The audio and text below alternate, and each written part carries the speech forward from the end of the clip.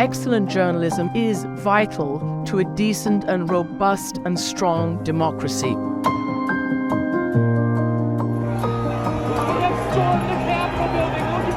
The truth still does matter. Good reporting matters.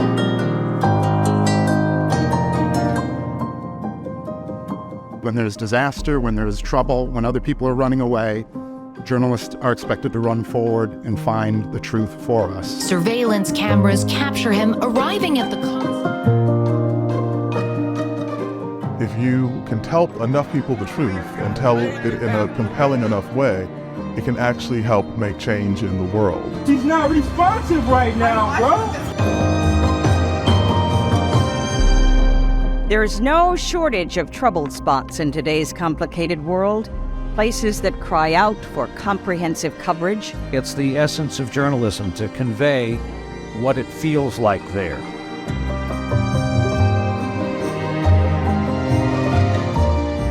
We are the point of the spear for an audience that depends on us to pierce the cover-up, to deflate the myth, to discomfort the error. This will be hard to watch, but it should be seen. Exposing injustice, taking a stand, making life better somehow for those less fortunate.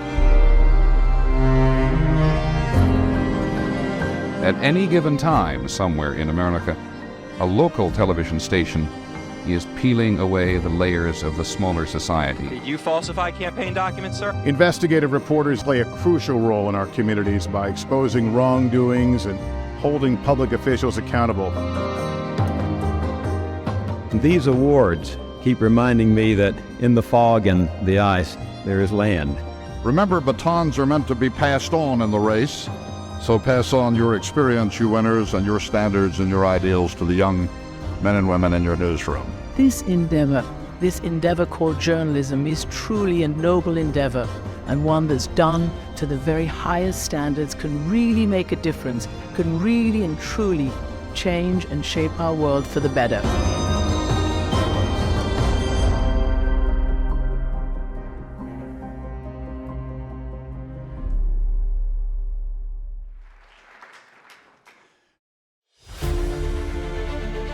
Tonight, from the Lee C. Bollinger Forum on New York City's Columbia University campus, welcome to the 84th Annual duPont-Columbia Awards.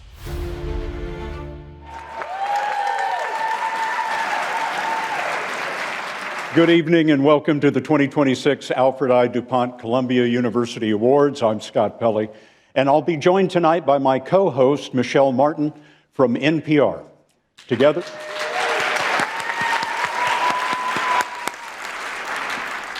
Together we will celebrate 15 winners and one special citation, the best in audio and video journalism from June 2024 to June 2025. Journalism that is deeply reported and well told. Jelani Cobb, the Dean of Columbia Journalism School, and DuPont Director Lisa Cohen are also here to help hand out these well-earned silver batons.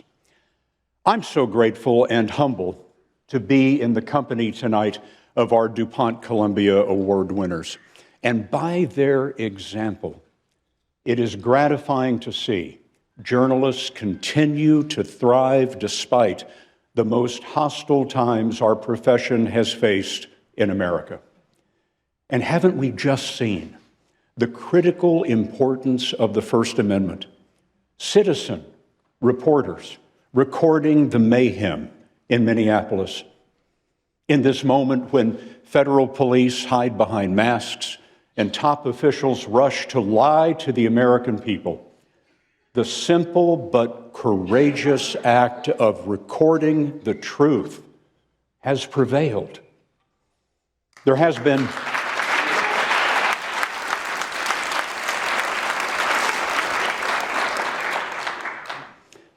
a worse time in American journalism, but you have to go back a ways. It was the Sedition Act of 1787, which made it illegal to criticize the federal government. Reporters and editors went to jail. When asked about this attack on his First Amendment, James Madison, the author of the Bill of Rights, wrote this: "The right to press freedom is the right that guarantees all the others." And so we find in the 21st century, the First Amendment is again, as always, the keystone supporting our republic.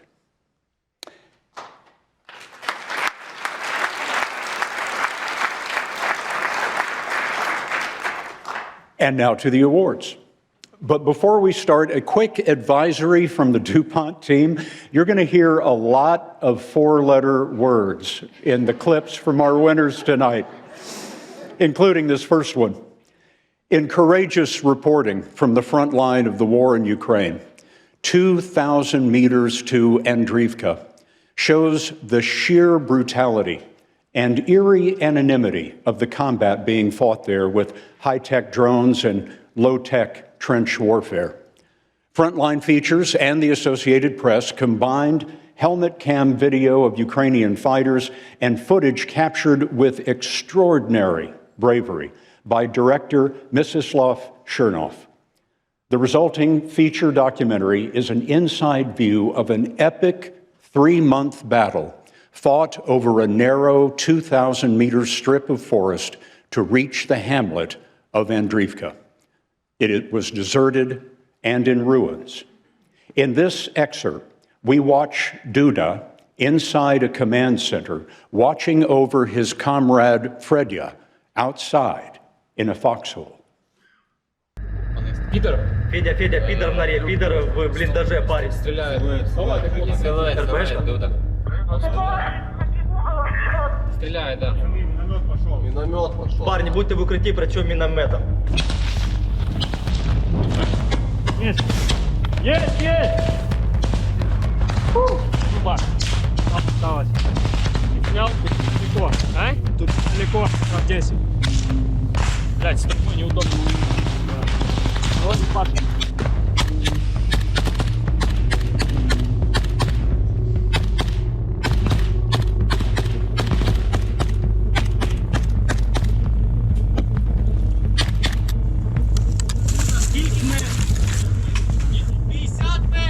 Плюс. Пидор, сука, оставайся, дурак, жити будеш!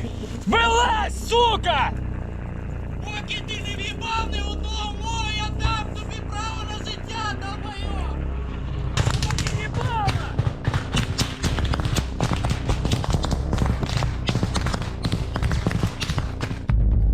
Сука, хуй... Где, блядь, сука, скит? Это просто пизда, нахуй. Ебать его в рот, блядь. FPV-шка все.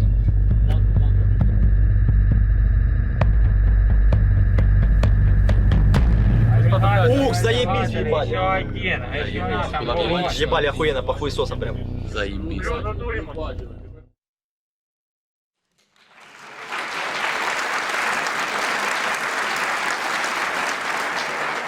Please welcome the director of 2,000 meters to Andriivka, Mstislav Chernov.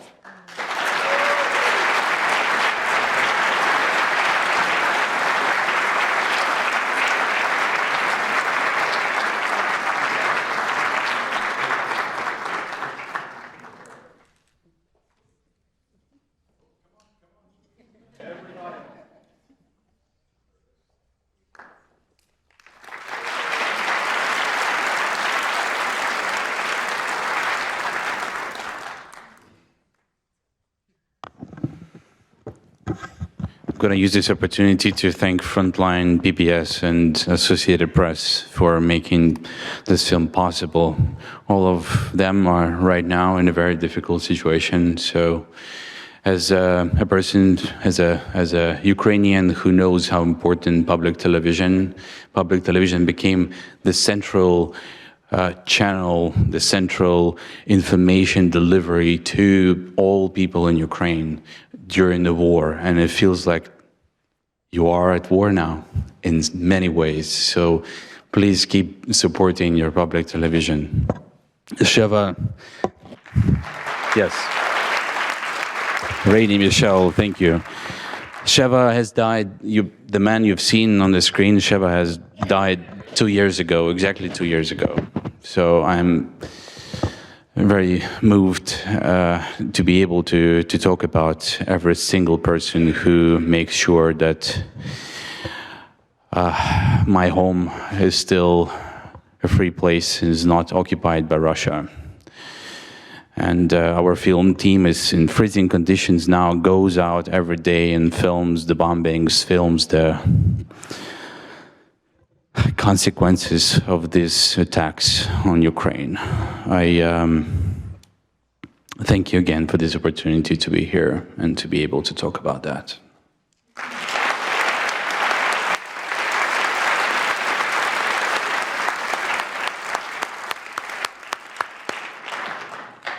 Next, staying with international news, our second silver baton goes to PBS NewsHour for its coverage of the lightning-fast fall of Bashar al-Assad in Syria. As the country reckoned with years of oppression and began charting a tenuous path toward the future, special correspondents Layla Molana Allen and Shimona Foten spoke with Syrians who searched prisons for their loved ones, followed refugees returning to their homes after years in exile, and met with leaders of the new government. The jury praised their reporting for its context and empathy and said it was what reporting should look like. The film takes us inside hidden factories making the drug Captagon that helped finance Assad's regime, and let us see one family's struggle to claim the remains of a missing loved one.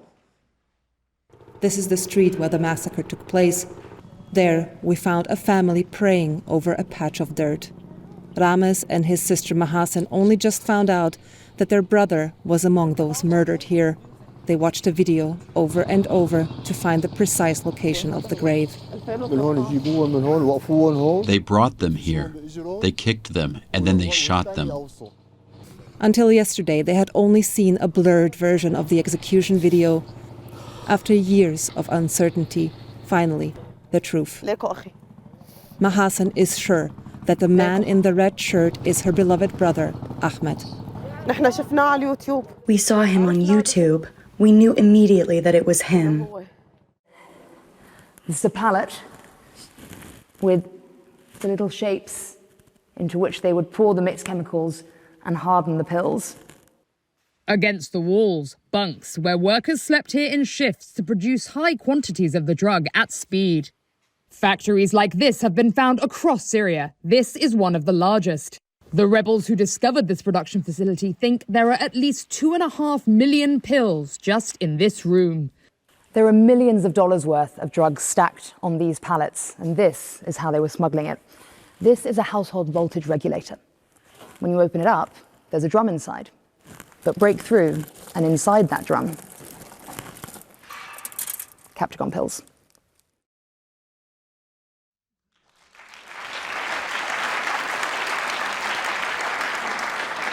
Please welcome for the PBS NewsHour senior producer Morgan Till.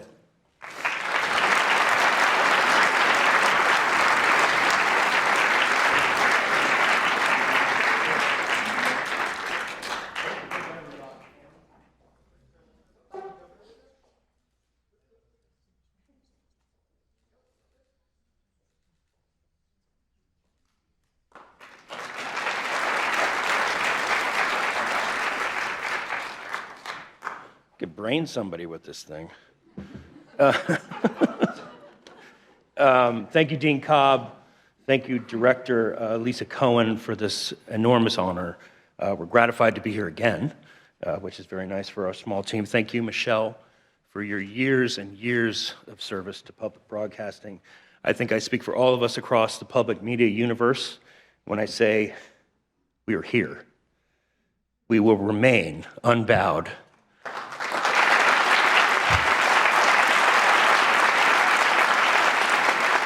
You can try, but you're not going to kill us all. And thank you, Scott, fighting the fight you're fighting, and keep up the good fight. We in this room are all here with you.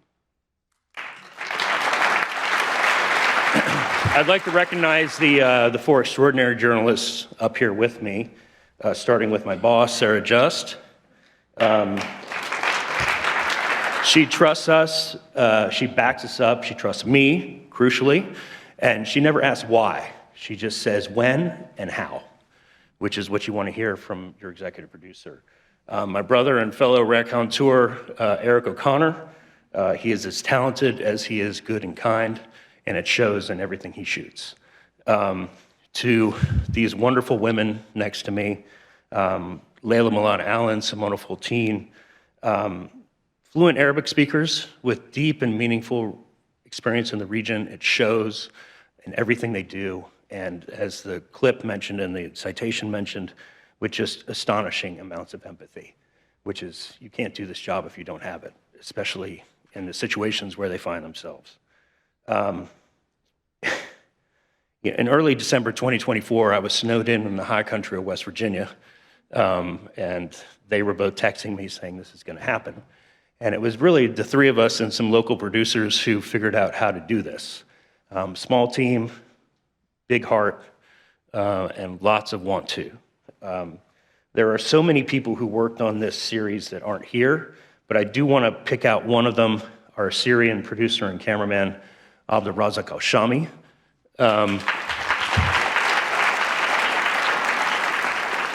That is with so many people in Syria, a pseudonym. Over the last 12 years, he's probably lived in twice as many places. Came to me over WhatsApp one day, and I knew a good thing when I saw it.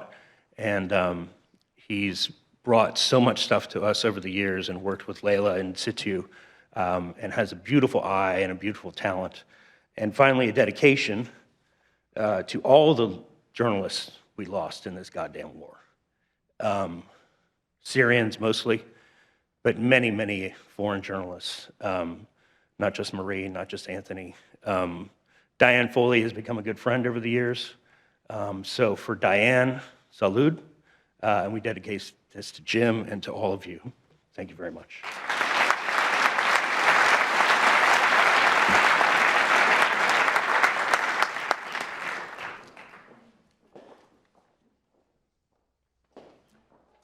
Now, from conflict on the international, from conflict on the international stage, we move to political violence at home with a feature documentary aptly titled Homegrown. It is a raw, immersive portrait of an American movement willing to use violence to get the America that it wants. In the summer of 2020, the filmmakers followed three members of the far-right Proud Boys as they crisscrossed the country campaigning for Donald Trump and his America First platform. Director Michael Primo was with them every step of the way. In cinema verite and with journalistic rigor, viewers get unprecedented access to people who, over the course of the film, decided the election was stolen and took their fight to the streets and to the Capitol.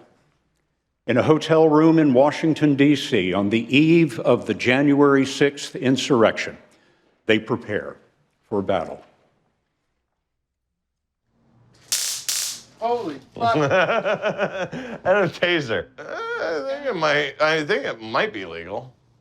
It's floatable. See, all this shit is my fucking survival shit. This is all medical. Trauma, fucking bullet wounds, fucking tampons because they're great for knife wounds. People are like, oh shit, we're gonna have a civil war. And I'm like, oh shit, I've been fucking planning for this for 10 fucking years. Are you fucking kidding me? These things are badass, dude. And you're not breaking through them. I don't care if they're from fucking China or not. My wife's from China. She's the best fucking lady I ever fucking met. So I don't care if they're from China or not. You're not breaking through those. And if I would love to see some fucking Antifa, like just hogtied. Yeah.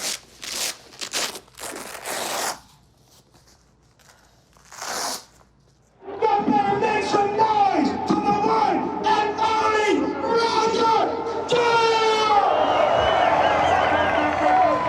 I have two words to say. Thank you, Jesus. Because I am living proof that God can do anything. So I thank God for giving the greatest president since Abraham Lincoln the wisdom, the courage, the strength to correct this injustice. I can't wait. I can't wait for tomorrow. I take one look at you, you should be behind the Let's counter storm at the JC fucking Penney. Capitol.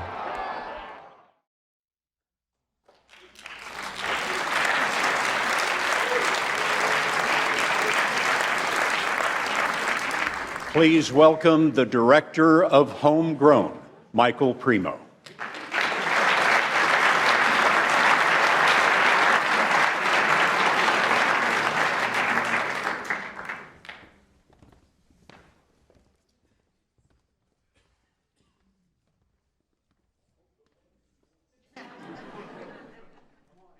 Everybody, come on.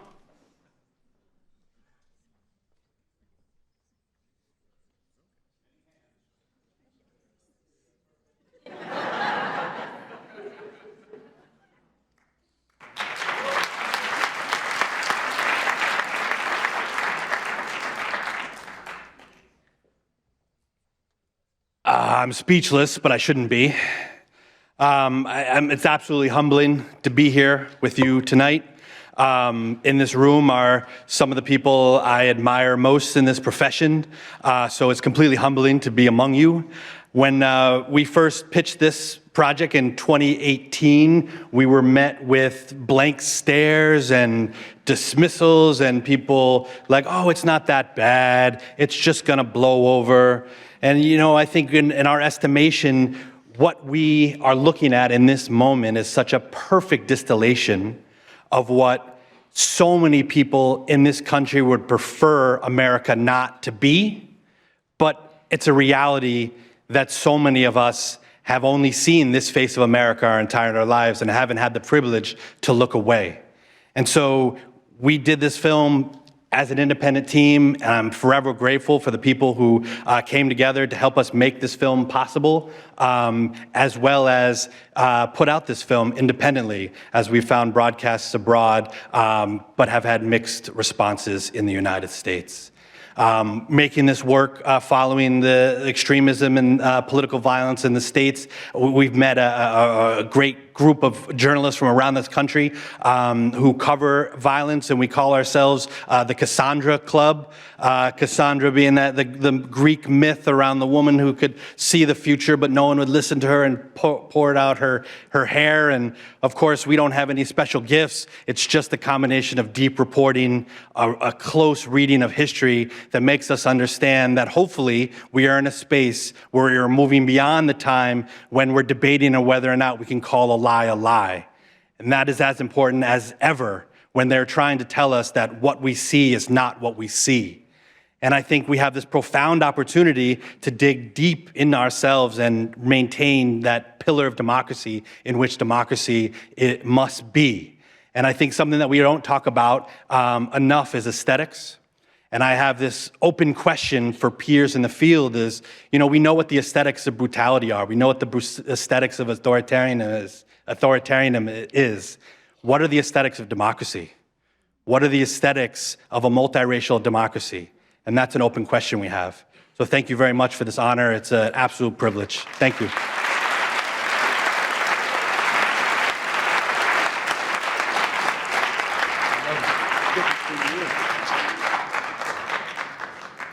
And now, I am happy to introduce my partner for the evening, Michelle Martin. As you know, she is the host of NPR's Morning Edition and also NPR's Morning News podcast, Up First, which was nominated recently for a Golden Globe.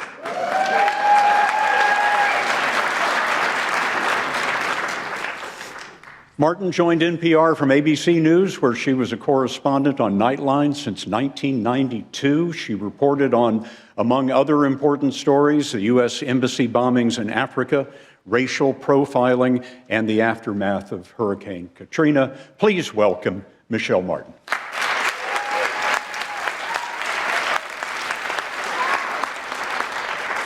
Thank you, Scott. And as Scott has already said, it's quite an honor to be here to celebrate great work. It's also great to hang out with old friends, perhaps make some new ones, and to hopefully inspire some promising students to stick with us in this crazy business. And make no mistake, it is a business, even if you're on the nonprofit side, as I am, and that aspect of it can be very discouraging. We all know it. We all see it. Nobody here needs to be reminded of the many ways in which the business models of our field shape and reshape the work, sometimes expanding what has been possible to bring more stories to more people faster and from farther away, but also, often enough, seeming to strangle us, to diminish us, possibly even to replace us. But with all of that,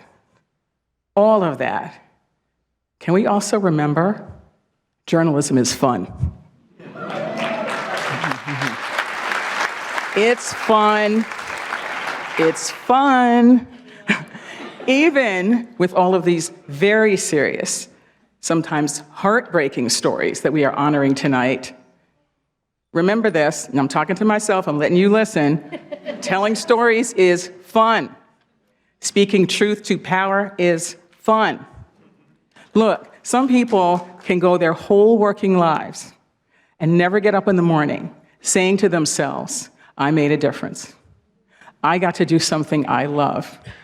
I got to do something that matters. And that is fun.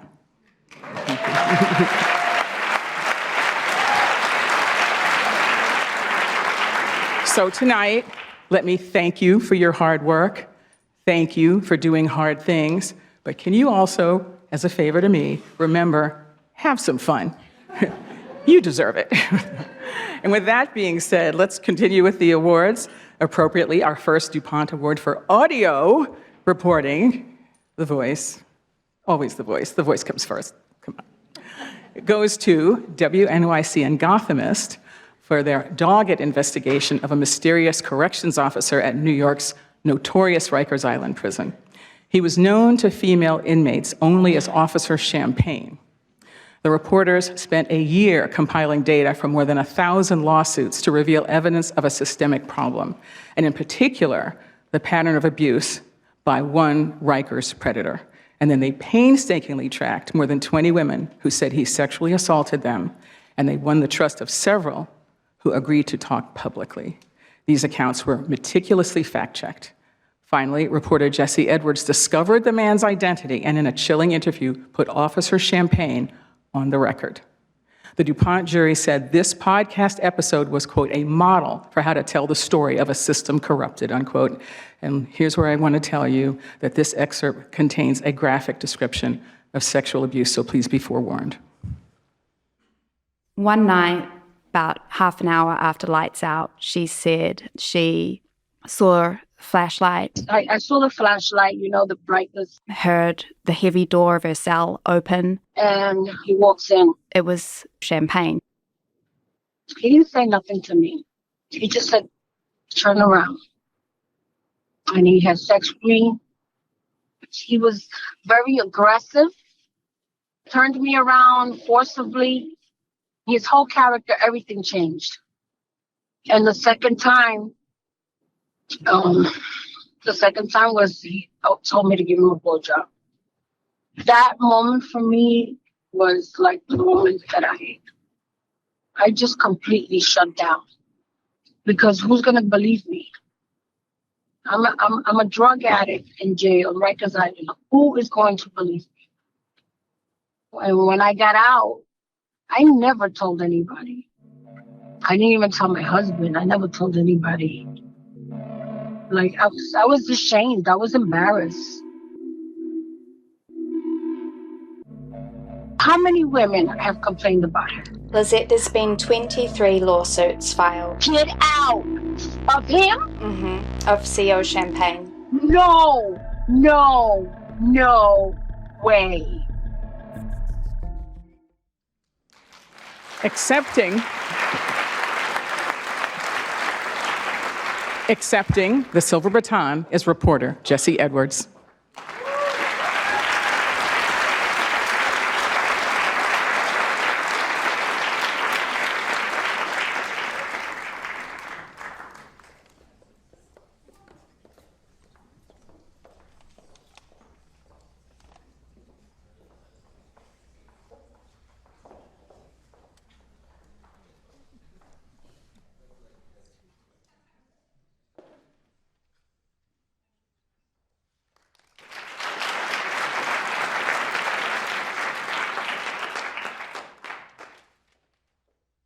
Thank you so much.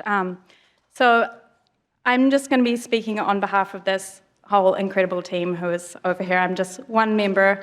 Thank you, judges, for this honor. We worked so hard on this, and it feels amazing to be recognized in this way. As you just heard, our investigation focused on the claims of more than 700 women who say they were sexually assaulted by staff at the women's jail on Rikers Island.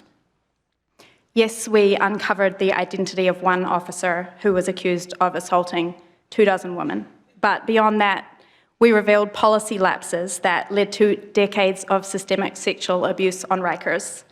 Time and time again, we spoke with women who said this was the first time that they had told their story and felt heard. Now, thanks to our reporting, the city is listening. The council has hosted some of these survivors at City Hall, and new legislation is being drafted. I want to hold up each and every one of my colleagues here who threw themselves into this work so selflessly and who are forever changed by it. I also want to thank the women who trusted us with their stories, and I told one of them that we had got this award, and she had this message for all of the other journalists in the room.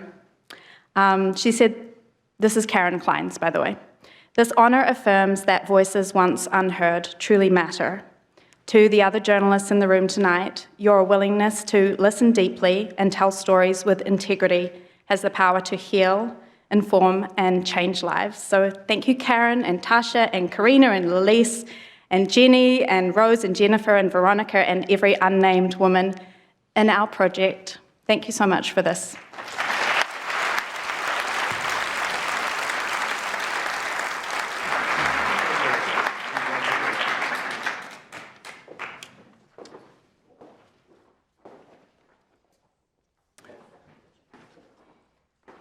Continuing with our awards, the DuPont-Columbia Awards have a tradition of honoring investigative reporting, especially the critical work done by local television stations like WXYZ in Detroit.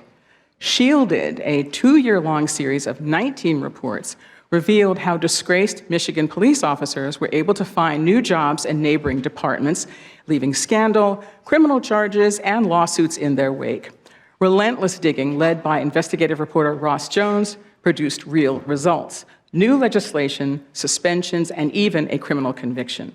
WXYZ showed how departments across Michigan violated rules meant to prevent rogue officers from getting new badges. They withheld information about the officers' histories of racist slurs, sex acts with suspects, assaults on the homeless, and destruction of evidence. And they hired officers without even performing even cursory background checks. Watch as a chief of police tries to avoid responsibility for hiring a rogue officer. Perhaps the most serious allegation against him came back in January as Aldrich was preparing to leave Carleton. According to the police chief, while he was reviewing body camera footage stemming from citizen complaints against Aldrich, he noticed one of the videos had been deleted. Aldrich, he said, was the top suspect. But instead of pursuing the issue, the chief dropped it there, writing in this memo, "I have decided not to pursue criminal charges for the destruction of evidence due to the fact that Aldrich has resigned." By phone, Aldrich told me, "I don't have any recollection of deleting that body cam." Chief, can we talk to you 1 second? It's Ross Jones with Channel 7. The chief declined our request for an interview, so we found him earlier this month as he picked up his lunch. You wrote that hiring him would be a huge gamble. You hired him anyway. Well, why did you gamble with public safety? I have a press release for you at the station. Why would you take a gamble on a guy who had been found to have had sex with a woman he gave a DUI to? Okay. Why would you hire somebody like that? I have got a press release for you at the station. We wanted to ask the chief why, on the very same day he wrote that Aldrich may have destroyed evidence, he reported to state regulators that he resigned in good standing. You were going to pursue charges of destruction of property. Instead, you let another agency hire him. Why did you do that? I have the press release for you. I don't have anything to add or subtract from Do you this. have any answers? I have a press release for you. By reporting that Aldrich left on good terms, it prevented the Michigan Commission on Law Enforcement Standards from flagging his license, making it easier for another agency to hire him. It wasn't long before one did. Welcome. Yes. This way.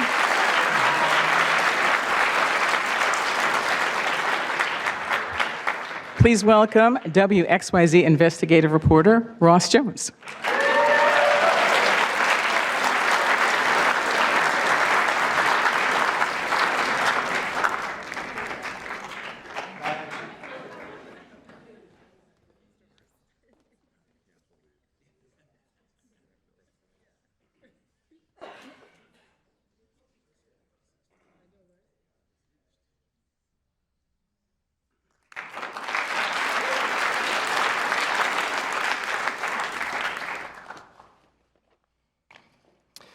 Good evening. For the better part of a year, we reported on a problem that the state long ago had declared solved, one we found very much in need of fixing. Police officers whose sins were too egregious to keep their badges, who found new ones somewhere else close by. As you saw, these were officers whose own departments found them to have physically abused citizens, preyed sexually on crime victims or suspects, or been untruthful, who were nonetheless able to continue their misconduct tours, usually in poorer and disadvantaged communities. Our reporting helped ensure that this would be their final stop. We humbly accept this award at what we know is an uncomfortable moment in journalism. More than we would like to admit, we have seen some of our nation's great newsrooms in retreat. Revered institutions that bent the knee or pulled a punch or cut a check following a collision with power. The stations that my colleagues and I work for is not the largest. We are not owned by a company that prints money, and we are all trying to do more with less. But I would challenge you to find many newsrooms braver than ours. Our series, Shielded, was the product of a year's worth of reporting, but we have been reporting on misconduct throughout Michigan police departments for more than 5 years. It has not been without costs. Those early years of reporting earned us the scorn of police officials not used to the glare of our camera lens, the phone calls to the corner office from a sheriff reminding you just how important it is to have a working relationship with a major police department. There were countless threats of litigation from officers who did not want these stories to see the light of day, and in one instance, there was a lawsuit filed by an officer at the center of our reporting. It would be dismissed. Now, in most newsrooms, the call would have come long ago. Maybe give the cops a break for a few months. There is plenty else for you to look into. It would have been devastating. But at a moment when journalism is being squeezed at all sides, maybe not surprising. That call did not come. Instead, we were supported every step of the way, from the top of our company to the top of our newsroom, encouraged to be fair, to be right, and to keep reporting. And that support allowed us to tell these stories. And for all the tangible results we have seen, from officers criminally charged to police powers revoked to legislation introduced, I know that our most meaningful contribution comes from what we could not see, what has always been journalism's biggest superpower. It is a pause, a second thought, the quiet voice in the back of the head of a police officer or a chief reminding them that accountability does not end when a body camera is turned off. Journalism is not the only guardrail of democracy, but it is one of them. And there are fewer and fewer every day. I'm proud of the work we did here. Proud of Channel 7 and of Scripps for supporting it, and proudest of all that it will continue tomorrow. Thank you.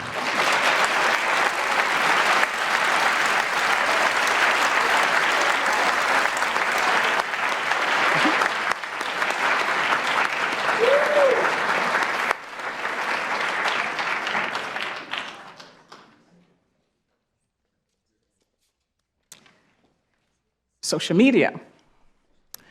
Its toll on children is the topic of our next winner. After years of reporting, Bloomberg's Olivia Carville noticed a pattern. Companies like TikTok, Snapchat, and Facebook were shielding themselves with one section of the Communications Decency Act to avoid any responsibility. Can't Look Away, a documentary from Bloomberg News and DCTV, makes the case that the internet provides a hugely successful marketing and delivery tool for drug dealers, from the phone inside your child's pocket, and even gives lessons and How to Take Your Own Life.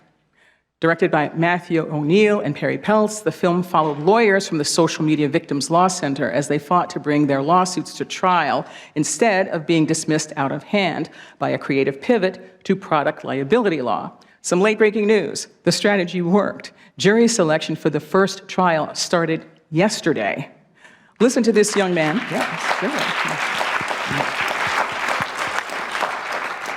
Listen to this young man targeted by drug dealers on Snapchat when he was, wait for it, 12. The drugs almost killed him, and he is left with permanent brain damage. If you could raise your right hand, do you solemnly swear that the testimony about to give in this matter shall be the truth, the whole truth, and nothing but the truth, so help you God? Yes. Thank you. And down. Michael, when did you first open a Snapchat account? Around 10 or 11. How long after you started on Snapchat did you start to receive this drug-related content? When I was like 12 and a half, I got this guy who, on my quick ad, his name was like Mary Jane and the tree emoji. When I quick added him, he originally responded 2 days later saying, what you want? And then I was like, what do you mean? And then he sent me a photo of his drug menu. After that quick ad, 5 or 6 out of 10 were dealers. How often were you receiving drug menus in your stories feeds on Snapchat? Every hour there were new drug menus. What happened leading up to Christmas Day of 2020? I was looking for Adderall, and then I asked this one guy, and he said, no, that I have Percocet. Did he bring the drugs to you? Yeah. When did you take one of the supposed Percocet pills? Pretty late on Christmas Eve, like 10, 11 p.m. I kinda blacked out after 30 minutes. My mom woke up in the middle of the night, and I was foaming out the mouth. I was cold to the touch.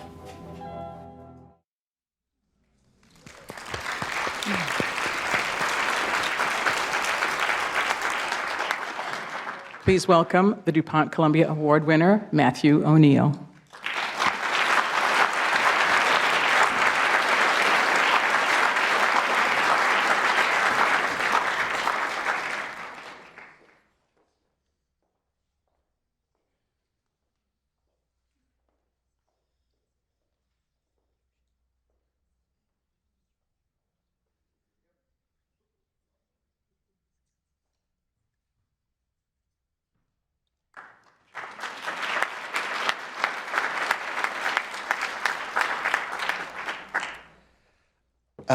Thank you. It's humbling to be here with all of you and the work that's being highlighted tonight. Perry and I are just so honored that the DuPont jury recognized this piece. And we're accepting this award on behalf of an entire team because these films don't happen without an incredible backbone. And the journalists, editors, producers, cinematographers, lawyers, and fact checkers who worked with us at Bloomberg News had our back at every moment. And most of all, I want to thank my incredible directing partner, Perry Peltz, who is amazing in everything we do. As working filmmakers and journalists, you know the resources it takes to follow a story that doesn't have an end. Or when you pitch a story like, we're going to follow this for a while. And that's what happened with these lawyers in this trial. And Bloomberg backed us at every step. At this critical moment, Bloomberg's commitment to documentary journalism is not just admirable, it's essential. This started with Olivia Carvel's reporting, and then it was nurtured, supported, and often challenged by our incredible executive producer, Kristen Powers, and the entire executive team at Bloomberg, John Micklethwaite, Reto Gregory, and David Merritt. The stories in the film aren't all like Michael Brewer. Michael Brewer lived. Most of the stories are stories about children who tragically died because of their interactions with social media. These are precisely the stories that the big tech companies do not want anyone to see. They don't want you to know their names. And it's Michael Brewer, it's David Mason, it's England Roberts, it's Alexander Neville, it's Jordan DeMay. And those are the names that are on the lips of the lawyers of the Social Media Victims Law Center every day. Those names and many more names. And the fight that they're fighting, represented here tonight by Laura Marquez Garrett from the Social Media Victims Law Center. Thank you, Laura.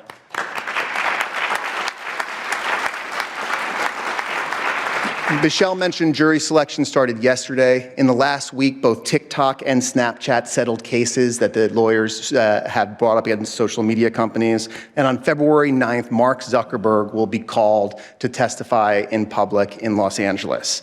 That matters.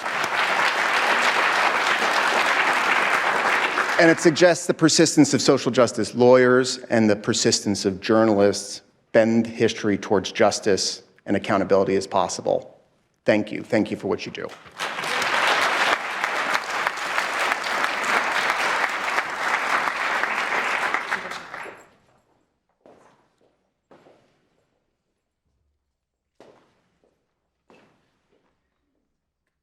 HBO's Surviving Ohio State is another example of power being held to account when vulnerable young people are exploited.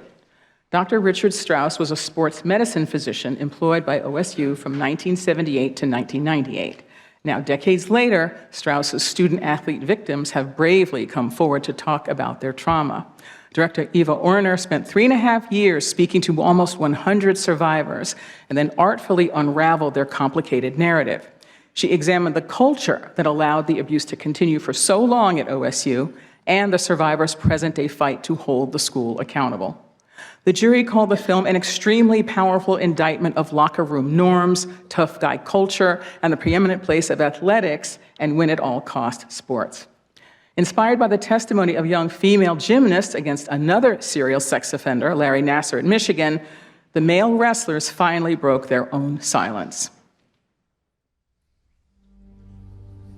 He sexually abused football players, wrestlers, tennis players, hockey players, fencers. He sexually abused students who were not athletes, whom we saw in student health services. He did this repeatedly.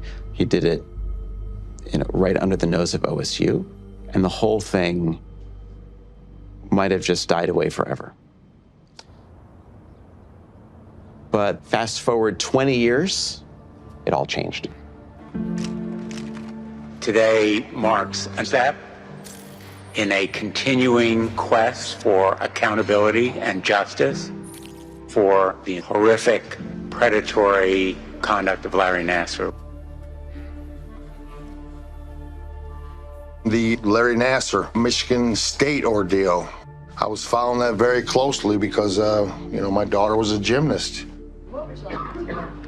Your Honor, thank you for the opportunity to make this statement here today. I called Mike DeSabato up and I'm discussing this situation. And he's reading testimony to me. The hardest thing I've ever had to do is process that I'm a victim of Larry Nassar. I had no idea what he was doing and that it was sexual assault or any type of abuse. I was taught to trust doctors because they are there to help you. And I said, wow, that's us.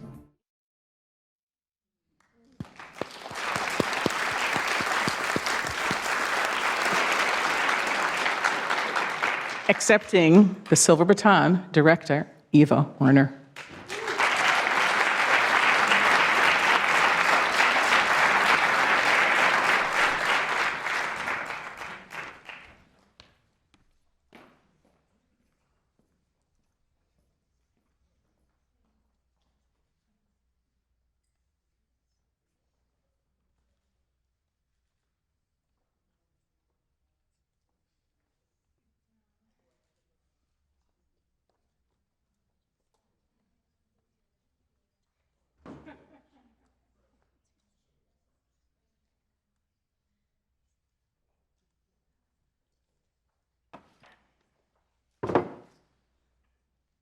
Thank you so much. This is a huge honour.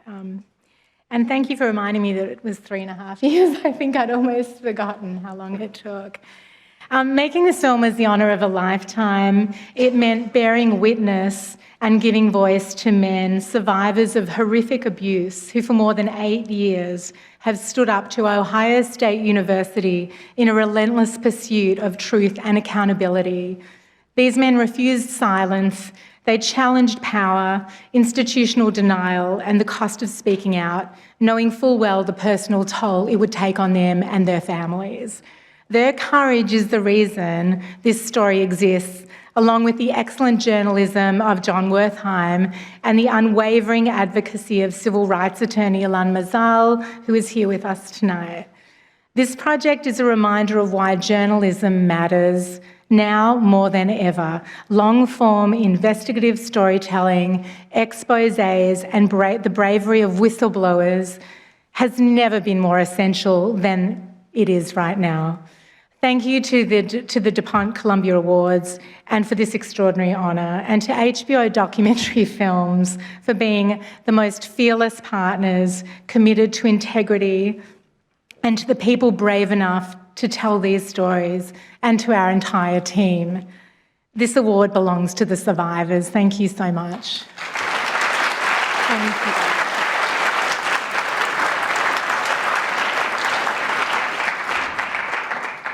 Now, please join me in welcoming Lisa R. Cohen. She is the director of the duPont-Columbia Awards. Hello. Thank you, Michelle.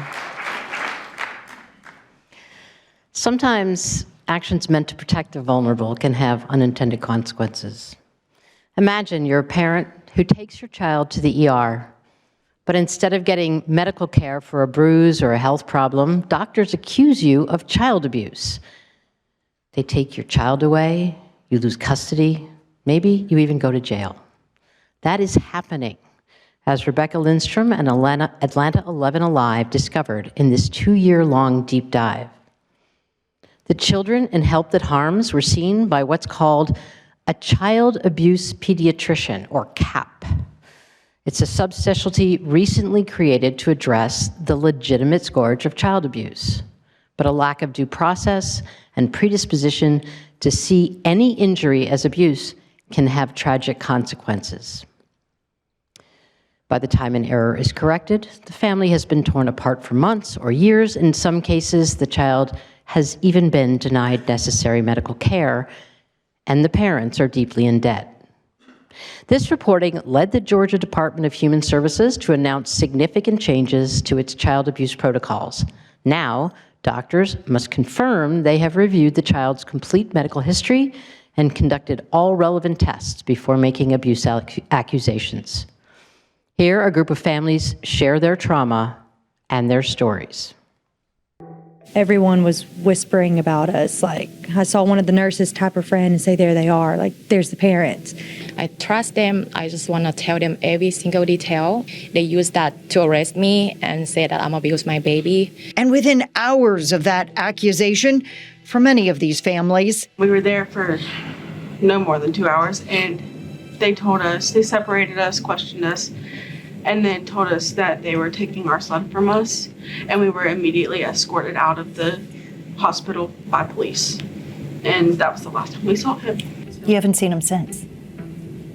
And how long has that been? 3 years. How many of you knew you were talking with a child abuse pediatrician when they were in the room asking you questions? When we spoke to the child abuse pediatrician, we didn't know initially she was a CAP. We found this out later once we got our medical records. I actually didn't find out until we went to court. Same. Well, he didn't meet us in person. He called us on the phone. Well, parents understand and want doctors and DFACs to protect children. They question how much they truly want to find out what's going on. I wanted to get more follow-up x-rays. We kept asking and pushing for more follow-up x-rays, and they wouldn't do it anymore. After I got custody of our grandson, I went to all kinds of doctors. And one of the first places was Emory Genetics. He refused. And he said, It's all right here in the computer. It's 100% abuse. I'm not doing any genetic testing. And I told him I was willing to pay for whatever. And he just flat refused. Please welcome investigative reporter Rebecca Lindstrom to the podium. This is her second silver baton.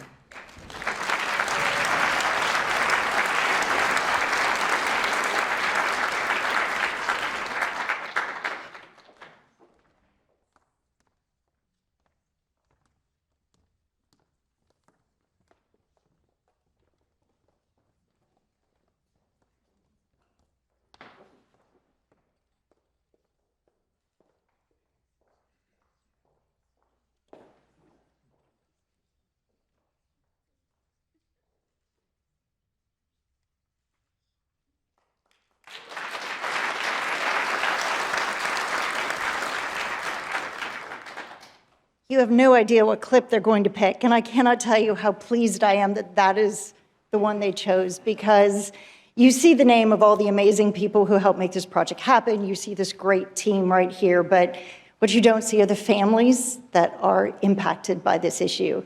I mean, for them, the stakes were as high as they could be. It was the custody of their children. It was potentially time in prison. And when we started interviewing them, we had no idea if they had abused their children, but we knew if they were innocent, there was nothing in this system that made it possible for them to prove it. There was a moment where I realized that the state of Georgia was just systemically tearing families apart because it could, because it was easier to assume their guilt than to do the hard work and figure out the truth.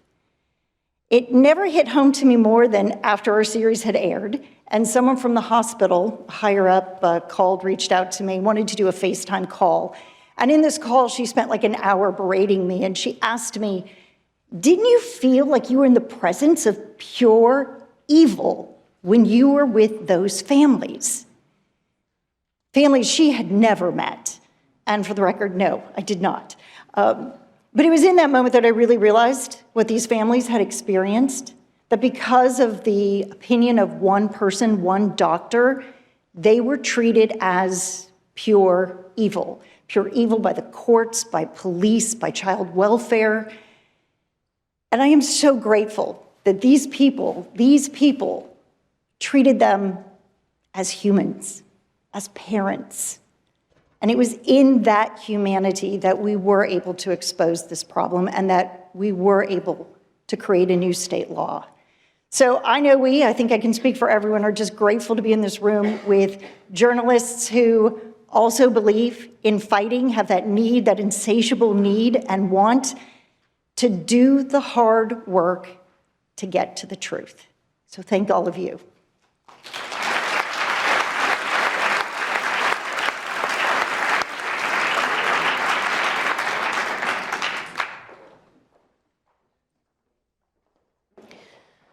This year, the DuPont jury voted to award a special citation for a live broadcast by ABC News.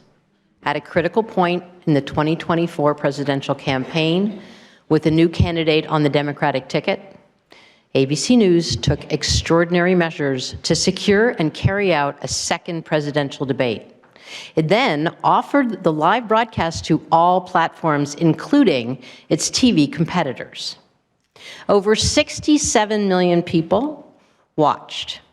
Here's what the jurors said in their special citation for the ABC News presidential debate, Race to the White House. This is an ABC News special, the most consequential moment of this campaign, the ABC News presidential debate. The DuPont jury awards a special citation to ABC News for the ABC News presidential debate. In a unique electoral cycle, this singular production provided a vital opportunity, the only opportunity for Americans to see these two candidates debate. The program was meticulously prepared, skillfully and fairly moderated, and most importantly, made widely and freely available to all networks and platforms, ensuring that it reached the greatest possible number of voters.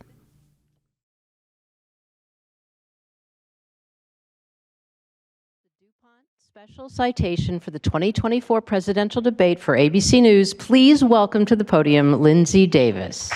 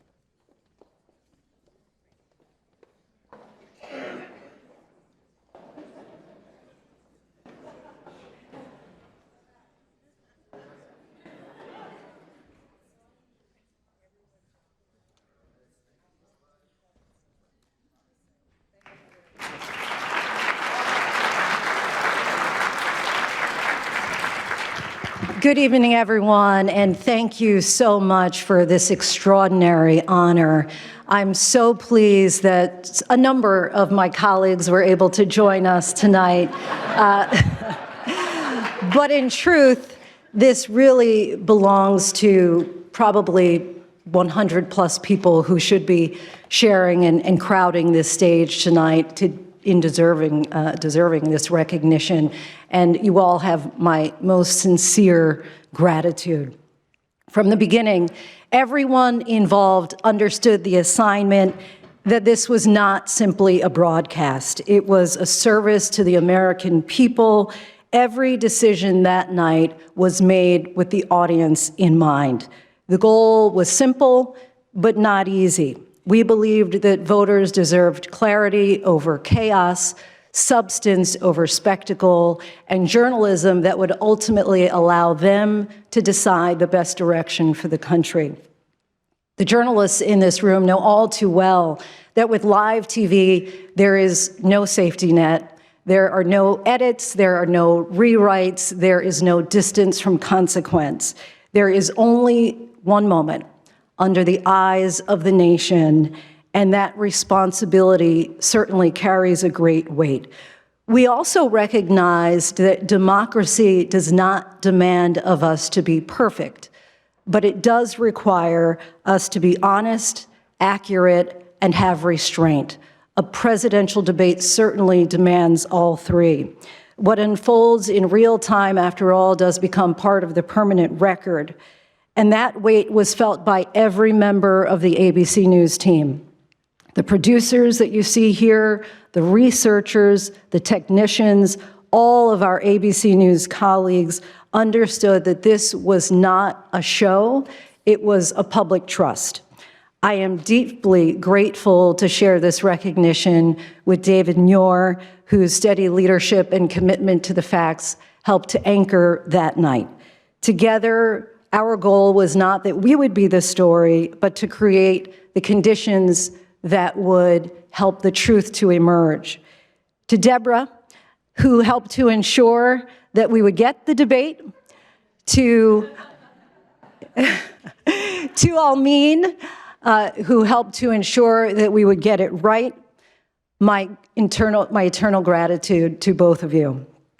This citation, as has been described by virtually every person who has graced this podium tonight, certainly comes at a time when trust is fragile and confidence in our institution is waning and being tested. But it affirms something that is certainly essential, that journalism rooted in service, accuracy, and accountability still matters. To our colleagues across this profession, this honor belongs to all of us who have a firm belief that the work certainly outweighs the importance of any one night. And in the critical moments, how we show up is vital. And so thank you again for this recognition and for all of the work that you all do in this room to help defend the public good.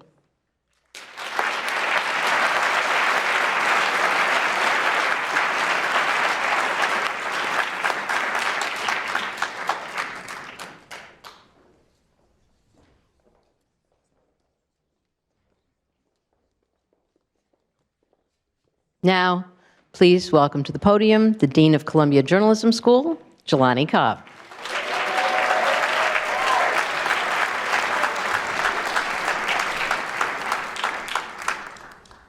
Good evening, welcome, and congratulations, everyone. A special welcome to all of our alumni, and every time I try to name all of you, I inevitably leave someone out. So instead, I'm just going to welcome all of you together. I'd like to think that your time with us, learning the craft of journalism, helped bring you back to be honored for your reporting this evening. And welcome to our current students, and I hope that we may see some of you at this ceremony in the future. And the rest of you, meaning not our current students, should take the chance to meet some of this year's class. Now I'd like to hand out some well-deserved thank yous. The first goes to our tireless DuPont Awards staff, Abby Wright, Lisa Cohen, and Luz Montez, who make the awards happen every year.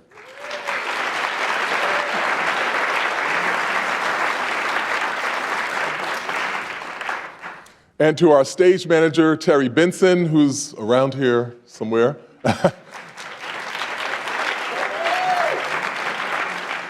He has been running, and I'm literally running, this award show for nearly 40 years. It's amazing. They say he's literally running up and down these aisles this evening. Second, thank you to the DuPont jury who chose tonight's honorees. Even before the jury met, over 130 judges, many of them former DuPont winners, evaluated almost 500 entries. Then the jury convened in October for 3 days to select the 15 winners. Would the members of the jury please stand?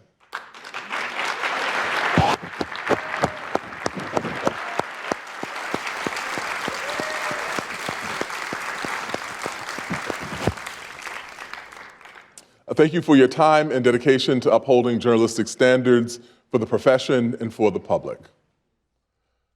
I'd also like to acknowledge and welcome the president and some of the trustees from the Jesse Ball DuPont Fund who are here tonight. Please stand.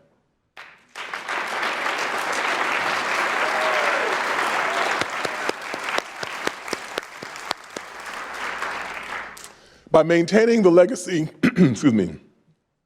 By maintaining the legacy of Jesse Ball DuPont to honor her husband, Alfred I. DuPont, you help us elevate the standards of excellence for journalists everywhere.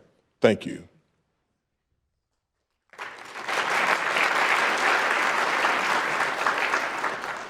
With the support of the fund, in addition to administering these awards, we're also able to offer partial scholarships to 2 Columbia Journalism School students.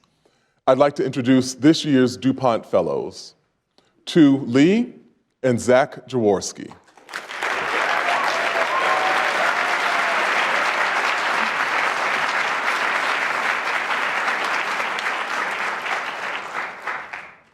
Good evening. We're so excited to be in the Bollinger Forum today, the first time here for this ceremony. There will be more silver batons handed out in just a few minutes, but right now we want to tell you more about how the DuPont Awards came to be and about what we are celebrating tonight. As DuPont Fellows at the Journalism School, we've been privileged to watch and listen to excellence in the entries and in the final winning works. We've heard and talked amongst ourselves about what makes this reporting so award-winning. Zach and I were inside the room when the jury, all veteran journalists, deliberated, debated, and picked the winners. They taught us what makes a DuPont. It's an experience that has inspired us this year as we learn the craft and consider our own future work. Here are some past DuPont Fellows in a short video that traces the history of the awards.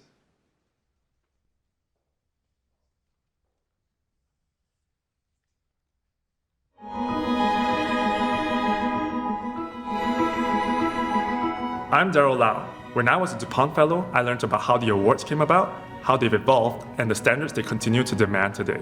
I'm Lane Immel. In 1935, American industrialist, financier, and philanthropist Alfred I. DuPont died, leaving behind his devoted widow, Jessie Ball DuPont. I'm Rebecca Lee. Jessie Ball DuPont wanted to create a tribute to her husband and his commitment to freedom of information. I'm Patty Guerra. 8 years after Alfred's death, the first DuPont Awards ceremony went live on the air from the St. Regis Hotel in New York. I'm Ingrid Holmquist. The first DuPont Awards were originally radio awards. Who would have imagined back then that one day we'd be able to watch the news as well as listen to it? I'm Sana Bay. In 1950, the DuPont Awards expanded to include television. Jessie Ball DuPont herself gave the first TV award to Walter Annenberg. I'm Katia Tubman. Since 1968, the DuPonts have been administered by Columbia Journalism School. I'm Monica Alba. Times continue to change. Today, DuPonts are also awarded for cable, digital, and documentary.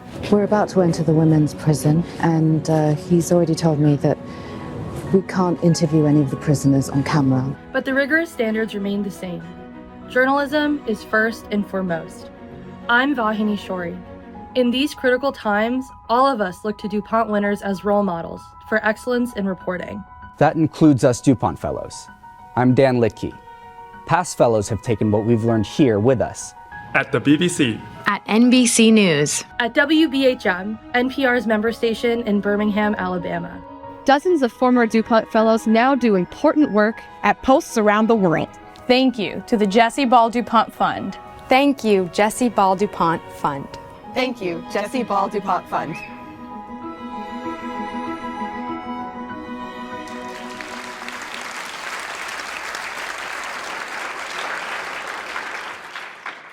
Thank you to and Zach, and for all the broadcast people, the producers here. I will just remind you to take note of just how flawlessly they delivered those lines. I tell my students, bring their resumes to these things. Now, to an innovative local investigative DuPont winner called Social Security's Secret. Using community-based reporting, 8 local TV newsrooms from Cox and the nonprofit online platform KFF Health News discovered the actual and very large number of vulnerable Americans hit with a surprising demand: repay billions of dollars in Social Security benefits, money the agency sent them and then later said they should not have received. The agency dodged questions, denied a Freedom of Information Act request, and presented misleading testimony to Congress, which they later had to retract. The team found that the Social Security Administration routinely stopped sending monthly benefits to many of the nation's poorest and most vulnerable people to recover these alleged debts, which were sometimes years or even decades old, and often caused by the agency's own mistakes. These clawbacks took an immense toll on people's lives, even forcing some into homelessness. Here is one family's story. Okay, baby, what would you like for dinner today? Addie has raised Justina since she was 8. She is mentally and physically disabled. If she didn't have me, I don't know where she would be right now. Addie is retired and gets monthly Social Security checks. And that's basically what I live on. Justina got disability benefits until the Social Security Administration cut her off to recoup an overpayment. And it was a big one. When they sent me a bill saying that we owe $60,000, it was like, well, I don't know how you're going to get it. I wouldn't have had $60,000 if I was still working, because that's probably what I made in a year, if not less. When she first got the overpayment notice in 2019, Addie began trying to sort out a complicated stack of paperwork to figure out why the SSA thought it had overpaid Justina.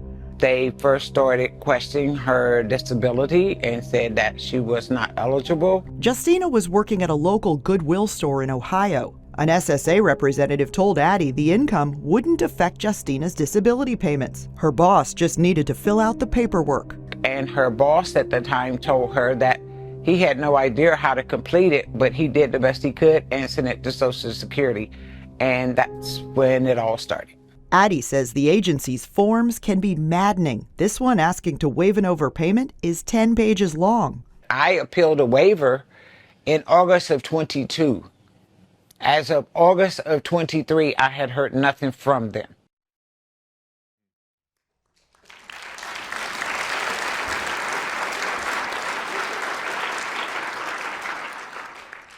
Please welcome to the stage, Jody Fleischer.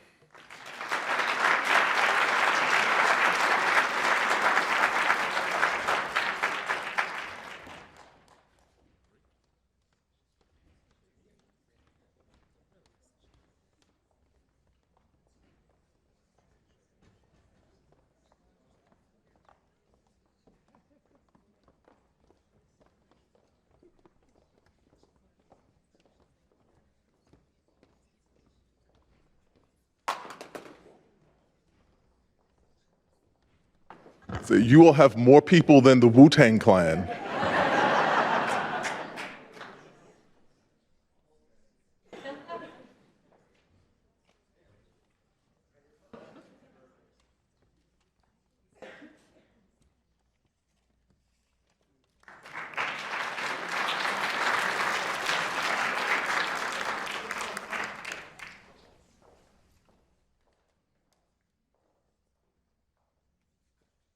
The award for largest group.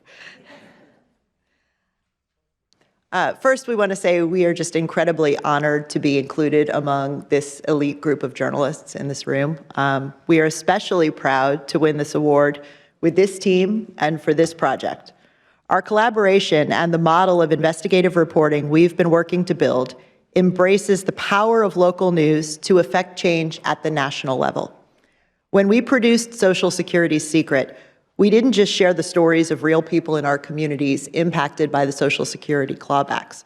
We featured the journalism itself, pulling back the curtain on how we reported the story and how our more than 150 local news stories prompted policy changes to improve the lives of millions of Americans.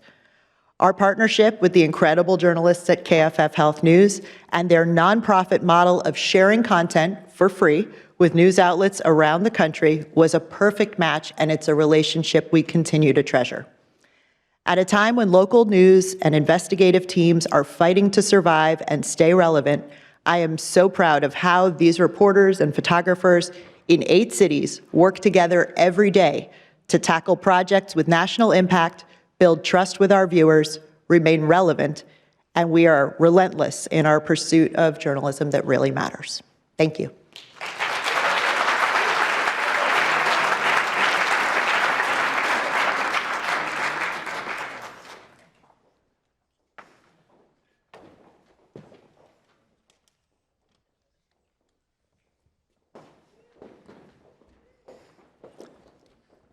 Our next 2 DuPont winners honor reporting about the war in Gaza. The first is Kids Under Fire in Gaza, a multi-layered investigation produced by Reveal from the Center for Investigative Reporting in collaboration with Al Jazeera's Fault Lines. Its focus is the allegation that Israeli forces have engaged in the deliberate targeting of children in Gaza. The project began with Dr. Mimi Saeed, an American physician, volunteering for a month in Gaza. While there, she treated many pediatric patients with gunshot wounds, not battlefield shrapnel injuries or wounds sustained in crossfire, but she maintained direct, intentional shootings. Reporters Najib Amani and Josh Rushing followed Dr. Saeed when she returned to the U.S. and as she tried to make her case to lawmakers, policymakers, and international human rights bodies. The episode elevated the voices of medical professionals who can provide firsthand evidence about the conflict's toll. Dr. Saeed tells us about one of the children she treated. As the girl's breathing steadies, Mimi orders a CT scan. There was a bullet lodged in her head. And I just remember thinking immediately, like, she needs to go to surgery. Mimi sprints upstairs to get the attention of a neurosurgeon. They rush Mira to surgery, and miraculously, she survives. It's a tiny win for Mimi, who immediately is tending to newer patients. She only gets to reflect on it much later. This was the only child that I saw I was able to get to the CT scan that survived. A lot of them came in very similar to her presentation, but were dead already. During this trip, Mimi says she treated at least 18 children with gunshot wounds to the head or chest. To her, these injuries seemed deliberate. They were in children under the age of 12. That's something I saw every single day, multiple times a day, for the whole 4 weeks that I was there. It would take an investigation to determine whether these shootings were deliberate. But to pursue one would be impossible because the Israeli Defense Forces haven't allowed independent observers to enter Gaza. After 30 days in Gaza, Mimi returns home with an immense sense of guilt. Yes, she saved some lives, but it paled in comparison to the greater need. In Gaza, there is no end. It just keeps going. And futility is the only way to describe it, because no matter what you do, you're not changing the outcome.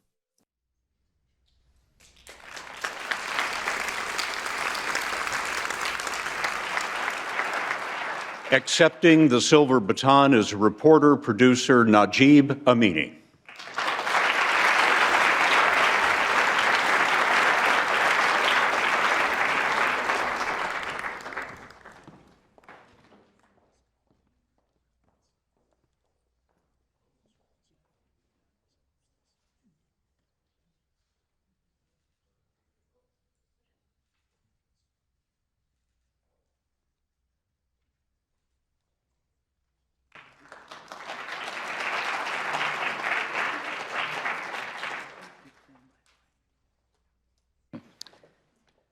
I was going to start with a little public service announcement for all those that have batons.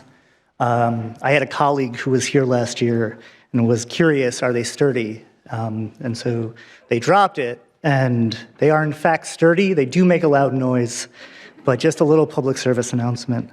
Mr. Pelly, Ms. Martin, Ms. Cohen, thank you. And yet it moves. That's what Galileo was reported to have said about the earth. After being convicted of heresy by the Catholic Church for believing that it was not, in fact, the center of the universe. This line has been contested by historians. Did he actually say it? Was it made up? Yet it has survived because it neatly captures the truth that he was defending, and yet it moves. Dr. Mimi Sayed documented her medical missions to Gaza, going where no international journalist could. Her work joins the voices of hundreds of Palestinian journalists who have shared what life has been like since October 7th, many of whom have been targeted and killed in the pursuit of sharing that truth. Dr. Sayed tried to carry her own truth to Capitol Hill, to the UN, even to lawyers collecting testimony before the International Court of Justice.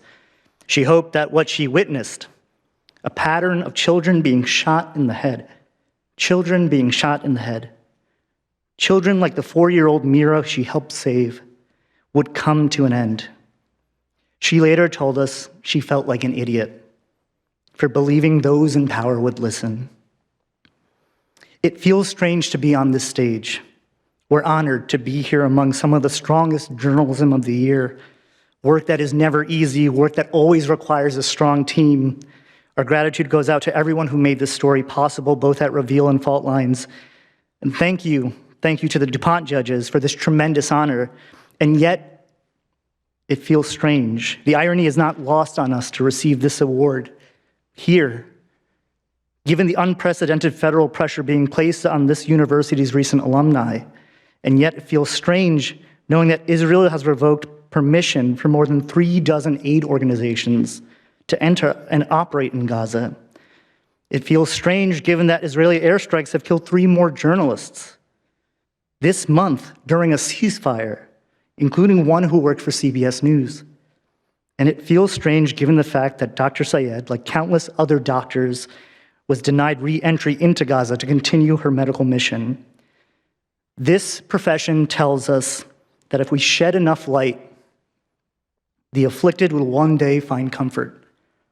But today's news cycle can make us all feel like idiots for believing that. Nothing feels like it's working. The truth is, and a lot of you know this, the truth has always been under attack, and you name it. basic economics, general public distrust, AI slop, news fatigue, and power itself, those in power itself. And the truth has always been under attack, but the truth has always needed defending, even when it's unpopular, even when it's slow, even when we may never see the results. It took more than 350 years for the Catholic Church to admit that Galileo is right. And yet it moves. Let us get back to work. Thank you.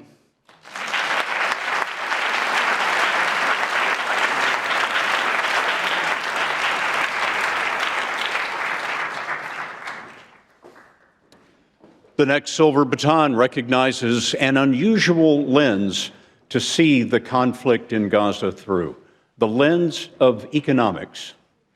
Reporter Reem McCool and a team from Business Insider put together a series of before and after pictures, geolocated satellite imagery, and original footage to produce a short documentary that personalized the destruction of Gaza through the examples of 4 businesses. With intimate moments from inside the Strip, the team wove together desperate stories from across the devastated area into one coherent narrative of loss. The jury called it an innovative example of great reporting tied with cutting-edge technology. In this excerpt from Satellite Images Track 4 Gaza Businesses Upended by War, we'll look at what's left of one of those businesses, Gaza's first 5-star hotel. Tourism in Gaza has also been torn apart. Before the start of this latest war, there were high hopes for the luxury hotel industry.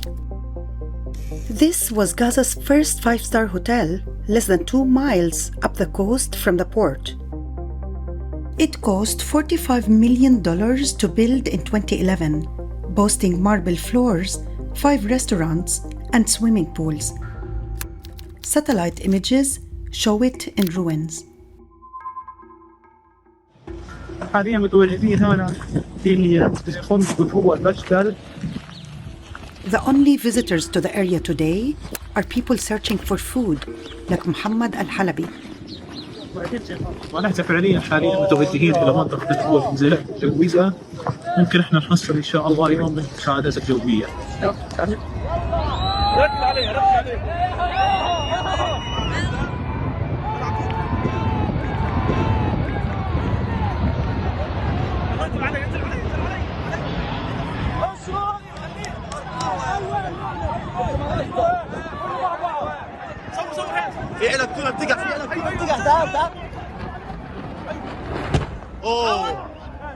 Each parachute can carry over 1,000 pounds of aid, but that can turn deadly.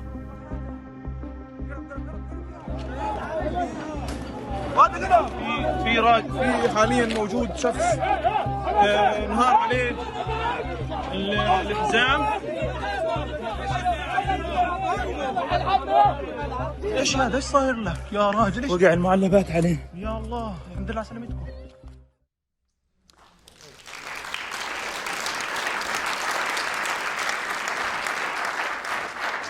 This is the first DuPont Award for Business Insider. Please welcome to the podium Havovi Cooper.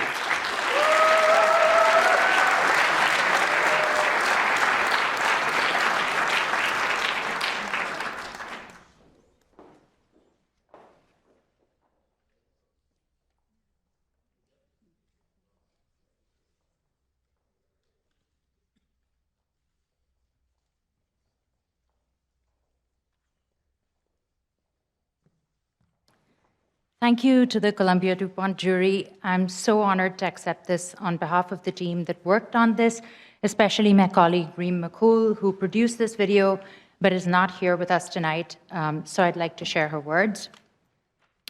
As a Palestinian, this recognition means a great deal because it affirms something we feel strongly as journalists, that documentation is a form of accountability. It creates a record of what existed, what was lost, and what people endured. This project was possible because people in Gaza trusted us with intimate, painful moments, often in conditions that were frightening and unpredictable. They shared moments no one should have to live through, and they did it with courage and generosity. I'm proud of everyone who worked on this story, for the care we took to verify, to be precise, and to stay human. And I'm thankful to the duPont-Columbia Awards for giving this work a second life and keeping attention where it still urgently belongs. Thank you.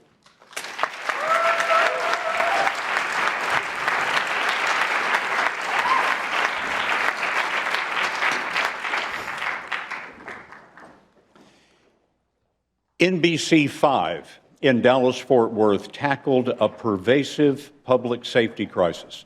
The growing number of traffic-related deaths, the highest traffic death rate among America's top 10 cities. For Driven to Death, they spent 14 months mapping the location of every fatal and serious injury crash in the Dallas-Fort Worth region. This revealed a shocking pattern. Year after year, people were dying at the same locations, mainly on outdated, poorly designed roads that experts said encouraged higher speeds.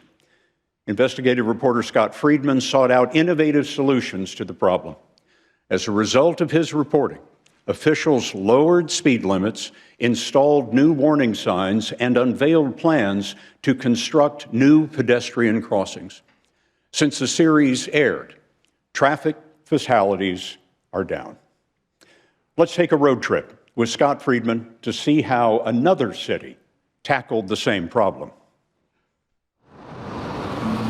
We're on a journey to a land of safer streets, where roads are being reshaped in strange-looking ways. A city that opens your mind to the thought that maybe someday deadly car crashes could be a thing of the past. Welcome to Edmonton in Alberta, Canada. They sometimes call this Canadian province the Texas of the North. It's a region known for producing oil. They like their pickup trucks here too. And in recent years, they've driven down traffic deaths and injuries with an aggressive road safety strategy. The Dallas metro area is bigger than Edmonton, but the two cities themselves are similar size, about 1.1 to 1.3 million people. Last year, Edmonton had 14 traffic deaths. Dallas had 228. So maybe Dallas could learn from this Canadian town with crosswalks that look like something from the Land of Oz. This is very jarring to me to see this, just to be in the middle of the intersection, but this is safer? Yes, because if you see all those vehicles, including the turning vehicle, they're stopped for you, right? Everybody stopped. Everybody stopped. For us. Right? So it's so safe for you. There is no conflict between pedestrian and vehicle. They call this a scramble crosswalk. Pedestrians can cross diagonally because traffic lights are programmed to briefly halt cars in all directions and prohibit right-hand turns on red. This prevents cars from turning into people in crosswalks. Edmonton installs the scrambles in spots where crashes have hurt and killed pedestrians, something that has not happened at this location since the scramble arrived. We haven't had any pedestrian-involved collisions for this location, none.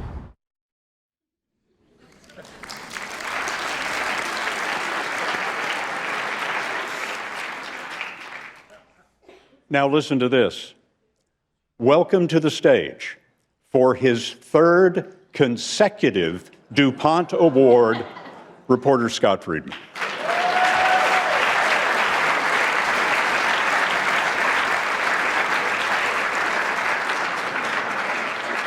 He's not playing that one.